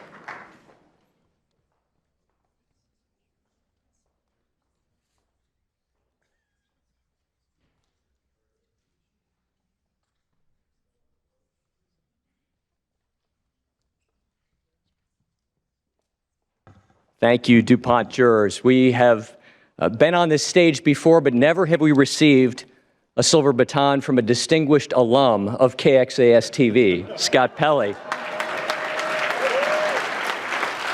which makes this extra cool. So thank you for that, and thank you for all that you have done and continue to do for journalism. Thank you also to my incredible coworkers, to our bosses at NBC5 in Dallas, and to NBC Universal Local for supporting this work. We've talked about it tonight. We've heard this from others. There's so much changing in our industry right now. New platforms, new pressures from inside and out. But reporting this series really refocused us on one central thing, that amidst all of that change, one thing that hasn't changed is the power of investigative journalism to expose problems in communities, to point to potential solutions, and to begin to spark change. The problem that we tried to tackle here is a pretty overwhelming one. Texas has not seen a single day in more than 25 years without a traffic fatality. Our reporting showed how the roads themselves sometimes contribute to those tragedies. Outdated designs, missing pedestrian protections, features that can encourage higher speeds. These are places like Loop 12 in southern Dallas, where we discovered at least 100 people had died and nearly 500 were seriously injured in less than 5 years. In one area, 5 pedestrians were killed in 11 months in an area lacking traffic signals and crosswalks near bus stops and stores. Betty Sue Fleming was among those who died there. Her brother Arthur's voice and the voices of many in the community gave this project its purpose. We remember them tonight, along with all families who have experienced loss on a Texas road. We reported and decision makers acted. They fast-tracked more than $15 million in safety improvements for the loop. New stoplights, intersections are going up. The speed limit has been lowered. Police stepped up enforcement. And today, we're happy to say that Loop 12 is no longer Dallas's deadliest street. It's a small start. There's so much more to do. There are so many more roads, not only in Dallas, but across America that look like Loop 12. But at a recent community meeting, neighbors who had every reason to believe that nothing would change told us the reporting is making a difference there. And it reminded us why, as our world shifts, as our industry shifts, journalism, investigative journalism is worth fighting for, to protect that for communities in need of a voice. And so we accept this award tonight with gratitude because it honors that purpose and it inspires us to do more. Thank you very much.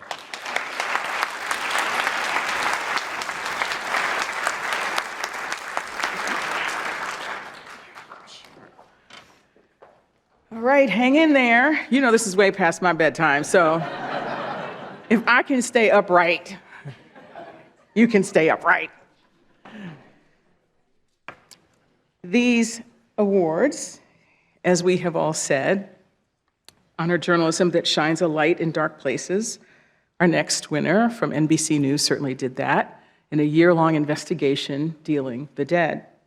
This series of disturbing reports exposed how hundreds of dead bodies of people who were poor and vulnerable, many of them homeless and mentally ill, were sold for profit, often without any prior consent or their families' knowledge. Corpses and individual body parts were shipped worldwide and used for medical training and research, all occurring in the shadows, part of a booming and unregulated national body trade with virtually no public scrutiny prior to NBC News' reporting. When the families learned what happened, in some instances from NBC News, they were horrified. One bioethicist told correspondent Liz Kreutz that the practice amounted to modern-day grave robbing.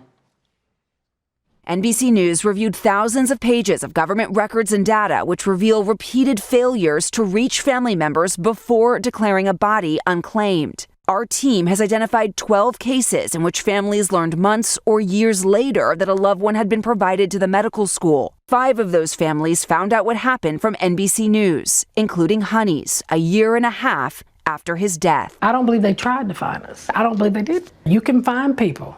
NBC found me in a day. You can find people. Why do you think they did it? For money. They did it to him, a decorated military veteran.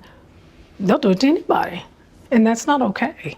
For 5 years, the University of North Texas Health Science Center has had agreements with Dallas and Tarrant counties to take their unclaimed bodies for free, saving them a combined $1 million a year in cremation and burial costs. It also helped the school, making it about $2.5 million a year by leasing body parts to outside groups, according to financial records. Somebody needs to answer, or somebody's, for what they did, what they're doing. For 10 months, our team has been seeking answers from both counties and the Health Science Center. All 3 declined our repeated requests for interviews, but in statements, the counties told us they would be reviewing their contracts. The Health Science Center at first defended its program, arguing using unclaimed bodies is critical in the training of future doctors. But just days before this story was set to air, it made a stunning reversal, telling NBC News it was suspending the program and firing the top officials who led it.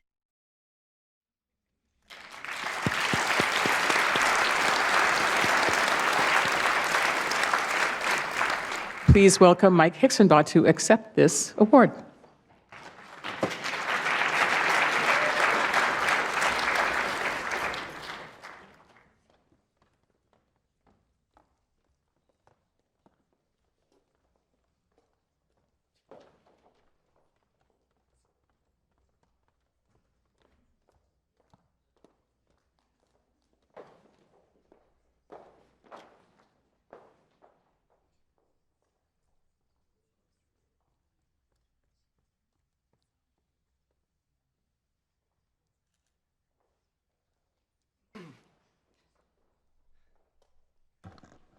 I'm missing my 10-year-old's birthday tonight to be here, so on the off chance that he's up watching the DuPont Awards live stream and not playing video games, happy birthday, buddy, I love you. Great. Thank you so much to the screeners and the awards jury and to Columbia for this tremendous honor. I'd also like to thank everyone at NBC News and Telemundo who contributed to this project and everyone who supported it. There are too many colleagues who made this possible to name from this stage, but I'd like to tell you about one of them, my friend Susan Carroll. Susie is the one who conceived of this investigation, and I can tell you this was right in her wheelhouse. Throughout her career, Susie always fought to expose injustice, especially when it affected people who lacked the resources to advocate for themselves. So when Susie learned that a Texas medical school may have been cutting up and leasing out the body parts of unclaimed dead people, most of them poor, marginalized, vulnerable, we were off to the races, collecting records, building spreadsheets, making phone calls, knocking on doors. But then, tragically, 5 months into this reporting, Susie died. At age 46, leaving behind 2 sons and a hole in our newsroom that can never truly be filled. I'll be honest, after she passed, it was hard to keep going on this. The project itself, the reporting memos and databases we'd built together became daily reminders that she was gone. Finally, my colleagues Julie Shapiro and John Shupe and I had to ask ourselves, what would Susie have wanted? And we, of course, knew the answer immediately. She would want us to finish the job. An extraordinary team stepped forward to see her vision through, including Liz Kreutz, Michelle Melnick, Alexa Keys, Mary Goody, Ana Hilmaro Vilches, Tyler Kincaid, and many others. I'm proud to call all of you colleagues. And as usual, it turned out Susie was onto a good one. As a result of this reporting, the medical school shut down its program of studying and leasing out unclaimed bodies, and dozens of people learned the truth of what happened to their missing and estranged loved ones, bringing closure to many grieving families. Journalists, we've been hearing it repeatedly tonight, we get a lot of criticism these days. And I know we're not perfect, but whenever I hear reporters broadly attacked as enemies, I think of Susie. She was not out to hurt anyone. Her goal was to use public records, government databases, and her beautiful writing to make the world a better place. That is her legacy, and thank you for honoring it with this prize.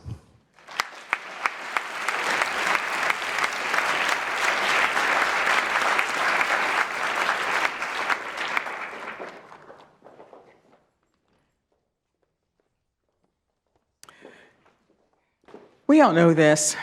Some dates seared in your consciousness, your memory. It almost gets down to the cellular level. You hear that date, you know what it means. Documenting these events, well, let me start over. We Will Dance Again from Paramount Plus tells the story of the International Nova Music Festival on October 7th, of 2023.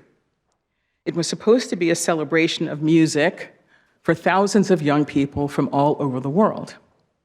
Instead, it was one of the first targets when Hamas launched a coordinated series of terrorist attacks on Israel. Director Yariv Moser focused on gripping interviews from young survivors, adding voice messages, surveillance camera video, and eyewitness accounts from cell phones. All of this was skillfully intercut with chilling footage from the Hamas fighters, their GoPro cameras, body cams, and dash cams. The DuPont jury called it a uniquely valuable contribution to the journalism surrounding the October 7th attack. This extraordinary moment from the film takes us both inside and outside of a migonit. That's a small roadside bomb shelter where several young Israelis had taken refuge. Anil tried to calm everyone down as much as possible, and then they started firing at the entrance of the migonit.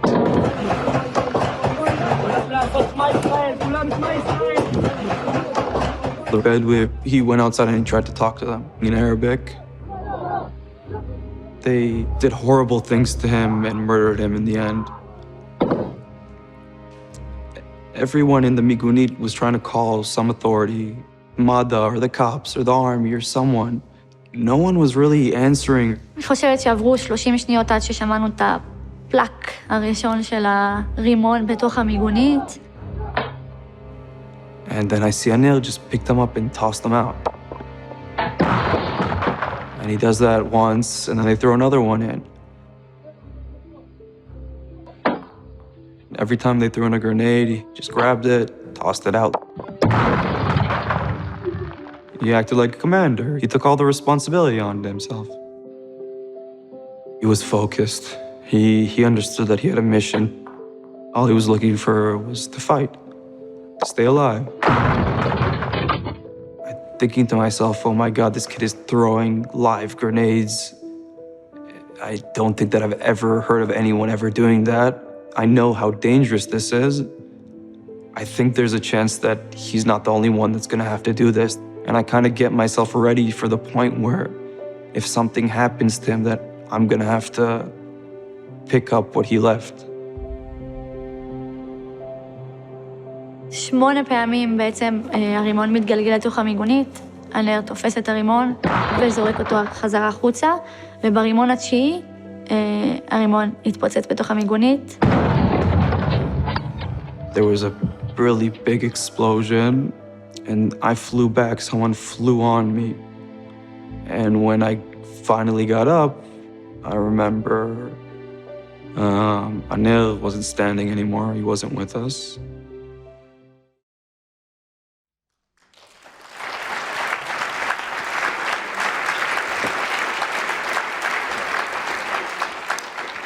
Please welcome Director Yariv Moser, and please note, we also have 2 survivors from the film here with us tonight.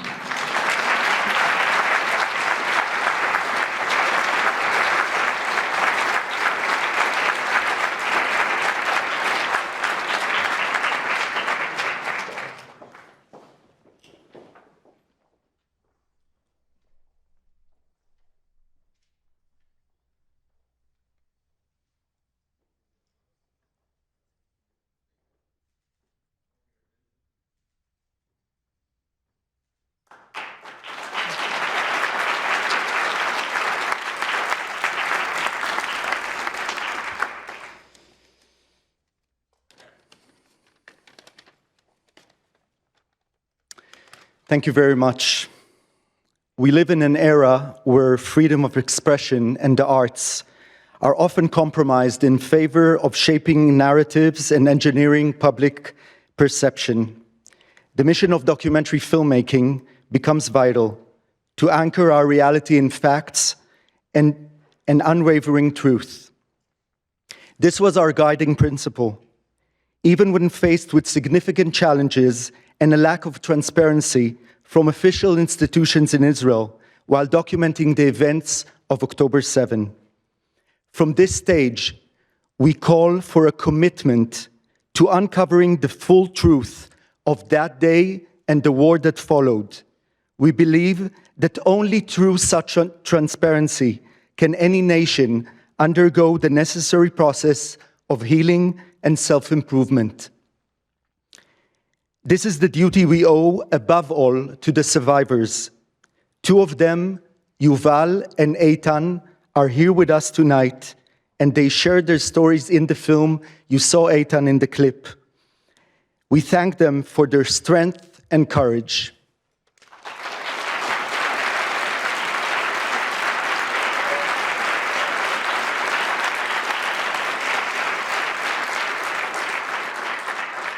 On behalf of my colleagues, I want to thank the DuPont-Columbia Awards for this honor.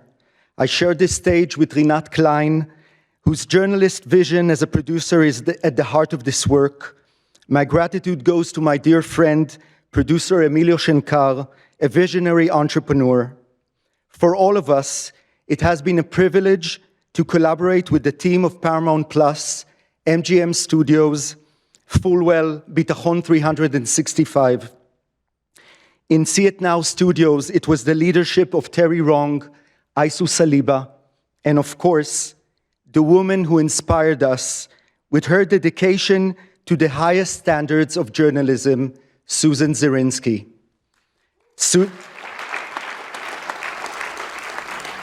Susan, your work and your spirit serve as a profound inspiration to all of us. Thank you very much to all of you. Thank you.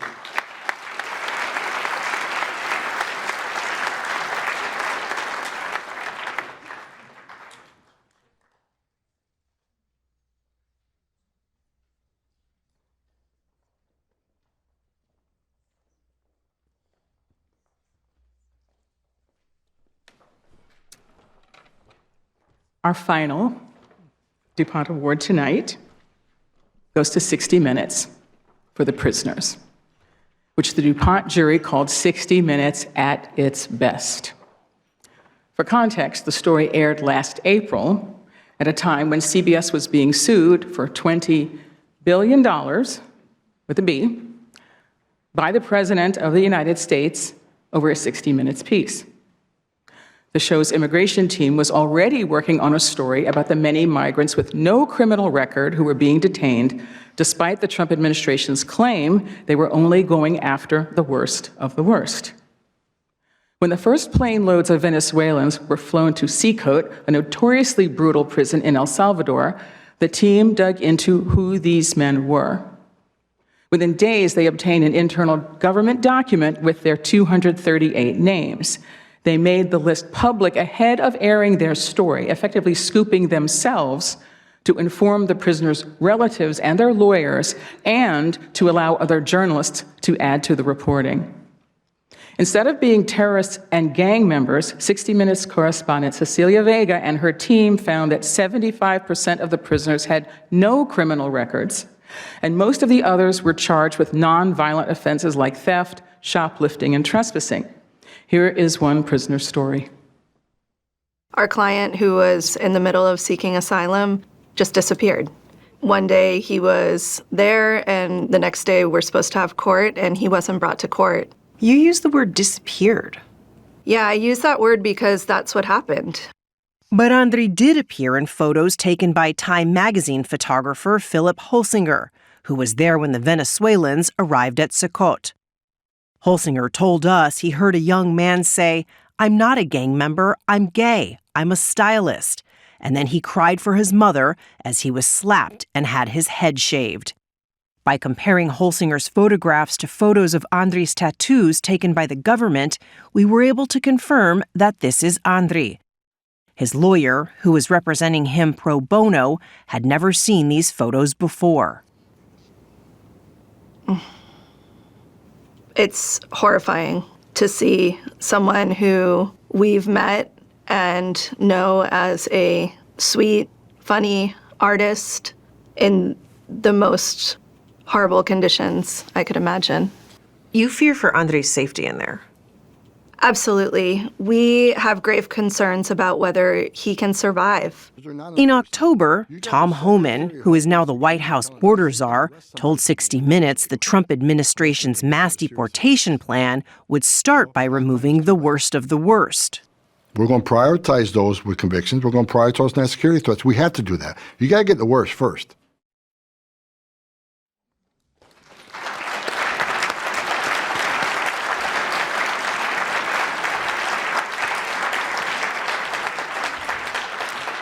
Please welcome Cecilia Vega.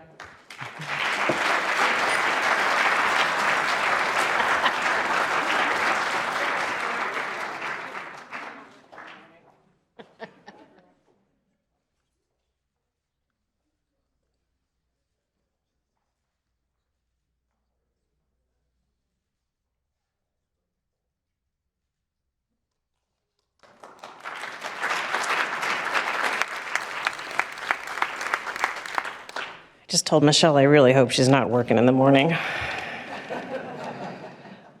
So, 60 Minutes. Hi, Scott.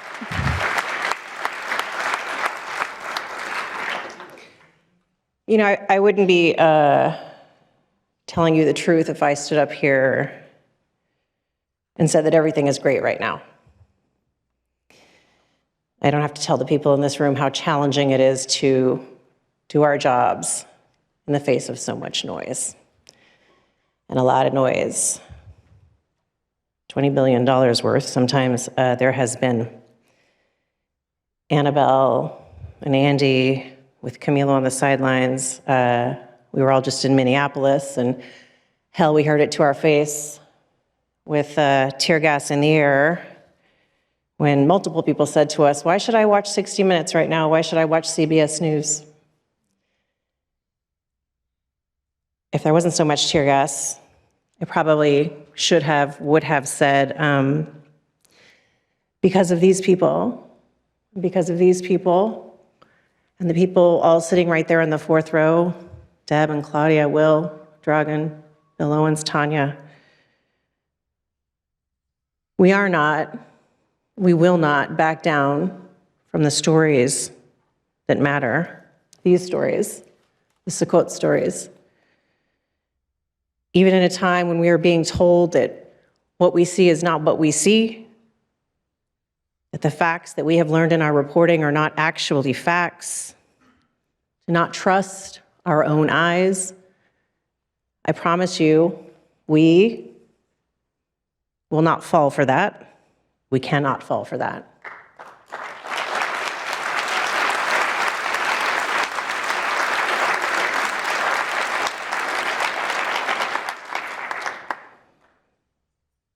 I may be the newest member of this team, our little roving tiny band of immigration coverage, but this much I know, at 60 Minutes, integrity is our currency.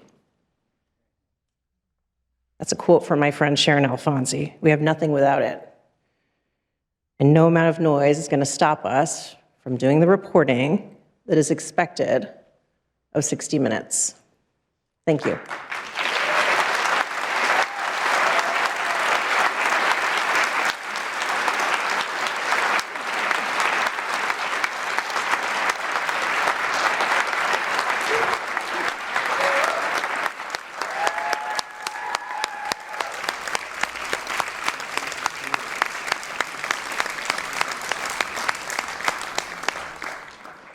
Celia, so proud of you, and so well said. We have one final clip to share tonight with special moments of joy that can be brought only by those magic words. You've won a DuPont. I have a different reason for getting you on camera today, and that is that Kids Under Fire in Gaza, 2,000 meters to Andrivka, Help That Harms has won a DuPont Award. You've won. What? Really? We won? No! Oh my God, you're gonna make me cry now. Wow. Oh, that just means so much because We put so much work into it. Every reporter across the country who worked on this, they were so committed to this effort. I think for the DuPont to pluck it out and say, no, this story matters, and you need to look at it. It highlights it on kind of the highest level. Awards is not why we do this work, but when they happen, there are a real sense of acknowledgement and respect that keeps us going. To want to go out there tomorrow and start reporting another story just like this one. Oh my gosh, that is so exciting. Thank you. Thank you so much. Made my day. This is great. Definitely convinces my parents that I'm doing something real.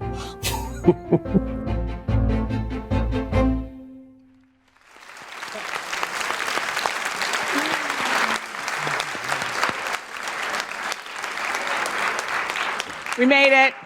On behalf of Scott and myself, Lisa, Jelani, the entire team, congratulations to the winners, to the honorees, to the hundreds of audio and video journalists who entered, to every journalist everywhere for the work which seeks and speaks the truth. Keep going. Good night.